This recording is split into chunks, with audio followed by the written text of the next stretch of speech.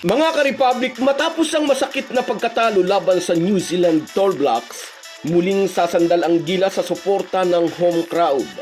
Ngunit ang tanong, sapat na ba ang sixth man para talunin ng Gilas ang pinakamalakas na kupunan sa Asia? Muntik nang talunin ng Gilas ang All Blacks. Nagpakita ng husay ang ating mga bigs, ngunit sabi nga ni Tim Cone, hindi raw siya magkukunwaring masaya sa naging performance ng ating national team. Ang talo ay talo.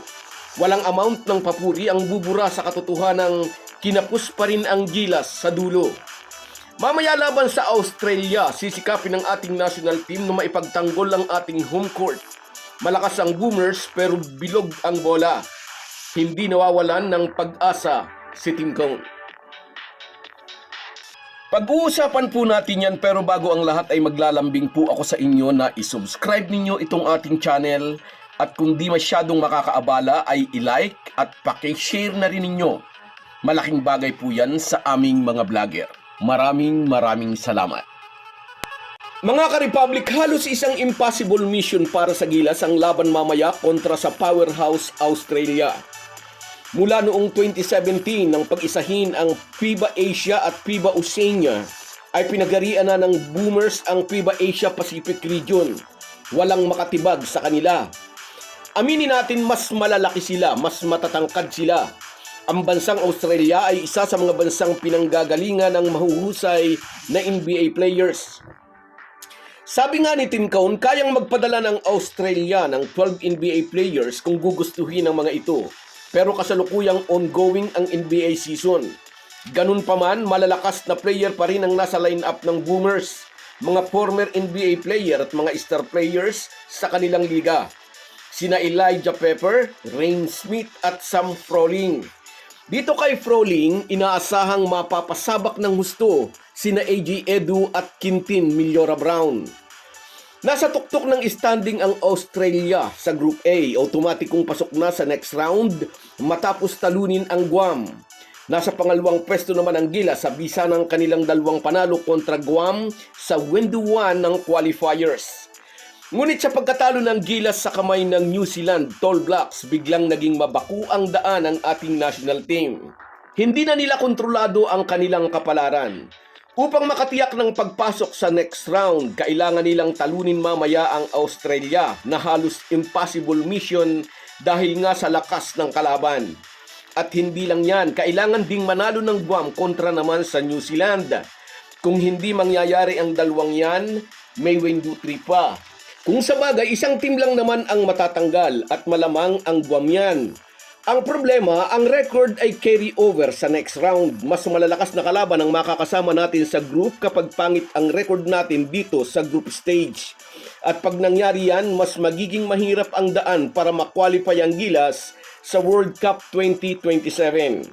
Malakas ang kupunan ng Australia pero hindi nawawala ng pag-asa si Tim Cone. Ang suporta ng home crowd ay isa sa muling sasandalan ng ating national team. Muntik nang talunin ng Gilas ang New Zealand, ngunit may mga breaks of the game na hindi pumabor sa team ng bansa. May mga foul kay Brownlee na hindi pinituhan ng referee. At aminin natin na check ng All Blacks defense si Justin Brownlee. 4 na puntos lang ang kanyang naging kontribusyon. Mananatili ang 12-man roster ng Gilas na una nang humarap sa New Zealand. Walang babaguhin si Tim Cone, pahayag ni Al Francis Chua, Gilas team manager. Laban lang hanggang hindi pa tapos ang oras, dagdag ni Chua. We have to believe na kaya namin at bilog ang bola.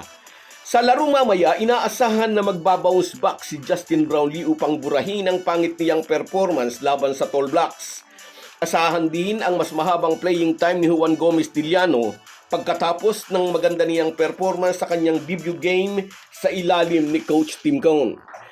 Pagkatapos limitahan ng New Zealand sa 69 points, asahan na lalong magiging agresibo ang depensa ng Gilas laban sa kupunan ng Australia. Sabi nga ni Tim Cone, hindi sapat yung muntik na. Kailangan nila ng resulta. Kailangan bantayan ng Gilas si Tanner Cribbs na napakatalas ng 3-point shooting at si Elijah Pepper. Sa shaded area, isasandal ang Gilas kina AJ Edu at Quintin Millora Brown laban sa mga Aussie Bigs na sina Sam Froling at ang veteranong si Nick Kay. Dapat nating alalahanin, isang putback ni Tyrell Harrison ng New Zealand ang nagselyo ng panalo ng Tall Blacks laban sa ating national team. So guys, yan lang muna. Hanggang sa muli. Kahit gaano po tayo kabisi, ay huwag po nating kalimutan ang ating buhay espiritual. Lagi po tayong magpasalamat sa bawat araw na dagdag sa ating buhay. Malaki po ang maitutulong ng pananalangin araw-araw. Isang paalala po mula sa inyong Halo-Halo Sports Republic.